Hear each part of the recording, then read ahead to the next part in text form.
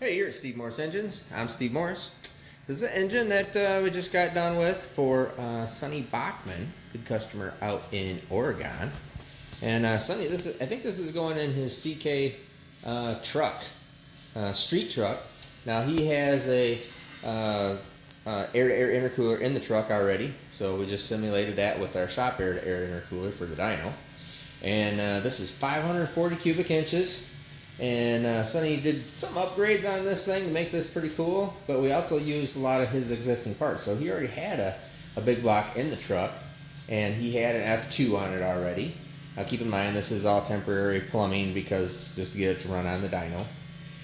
So he sent us cylinder heads, the blower, a couple other things, and then we took care of all the rest.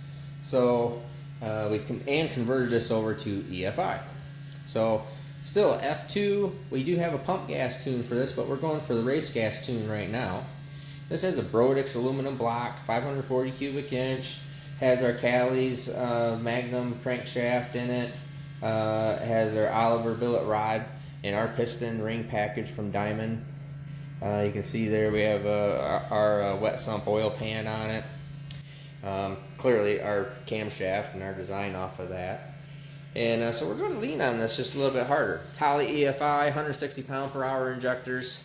Our billet elbow, the 105 millimeter Wilson throttle body. And like I said, this is going in his street driven truck.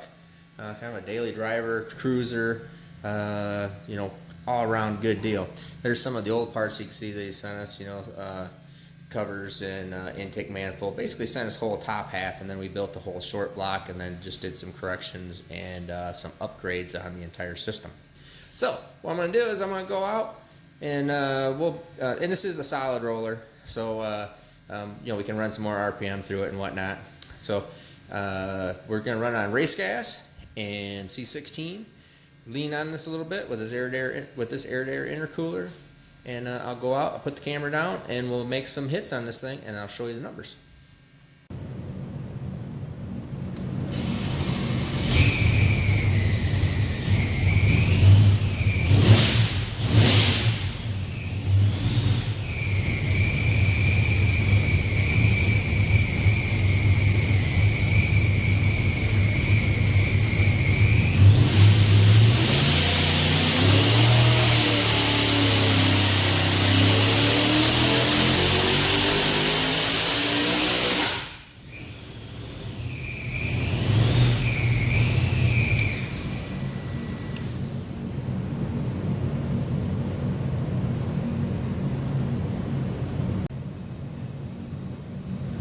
Alright, let's turn off the fan here.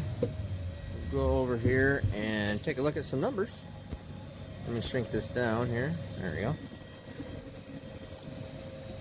Alright, and you can see right through here. It looks pretty, I mean, that's pretty nice, pretty good piece. Just let's see here. You know, 4,000, we're at 1,020 foot-pounds of torque. So, I mean, really nice.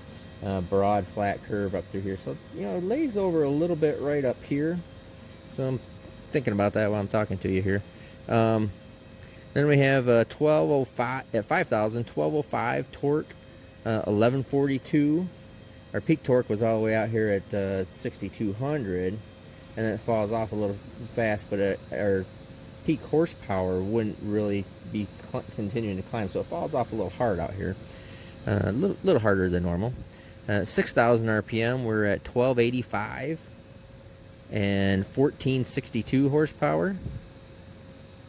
And down here are at 7,000, we are at 1206 and 1602. But you can see it's really kind of leveled off right there.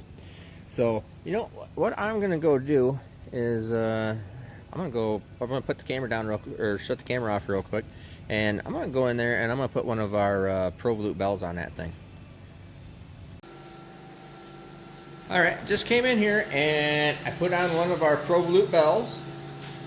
And I've been doing these bells since 2000. I think I did that first bell in like 2011. So, I mean, we're going on that's 8 years ago.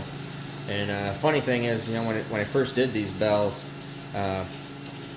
ProCharger would not warranty any blower that had one of my bells on it. Interesting. But anyways, that's all cool. They make their own bell now too, but mine's all made out of solid billet and whatnot. But anyways, let's go out and make a hit on this. So I have not changed the tune, have not done anything on this any different. So let me put the camera down, or put the camera on tripod, and we'll make a hit on this thing.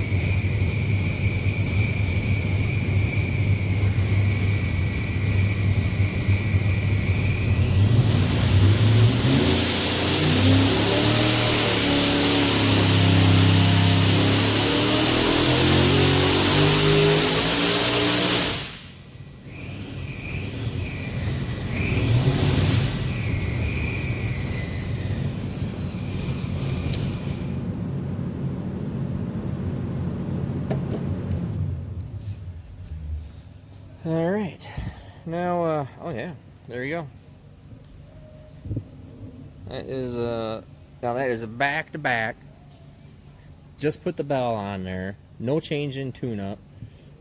Did not, there's the Holly down there. Did not change tune-up or anything. Just literally came in here, put a bell on it. So I mean, it clearly has made more boost, and it's just gotten a little more efficient just by putting the bell on there. So what that bell does is that bell smooths out air going into the supercharger.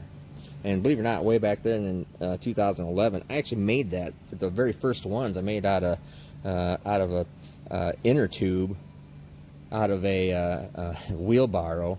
So I was trying to find the right size stuff, and then I hand laminated fiberglass over this wheelbarrow tube, tire tube, and hand made that stuff, and then clamped it all on, and then started working on trying to figure out different shapes and whatnot. But anyways, you can see right here, 4,000 was 1021, 775, 5,000 was 1231, 1168, 6,000 was 1350 and 1535, and right down here at 7,000 RPM we are 1712. So that's 100 and I think what was the last one? So, it's 100 and something horsepower. We'll overlay this, so we'll see what we got for increase in boost too. But that's over 100 horsepower, 109 horsepower, or something like that. Let's do report. Don't really care about oil pressure, fuel pressure, and let's do horsepower. Okay, here we go. And nope, wrong test. Hold on. History one. Here we go. Back to back. Don't want to look at that one. So the last two that we just did right there. There. Okay. Yeah, interesting. It was. This is the difference in numbers right here. So it was a 2-pound difference in boost. And let's see what our horsepower difference was here. So we went from without the bell, and that's spinning. I'll give you the numbers on that. It's actually spinning at a 148 gear or pulley ratio, and still spinning. And I didn't change nothing except the bell. So it's that 80 tooth bottom and a 54 tooth upper.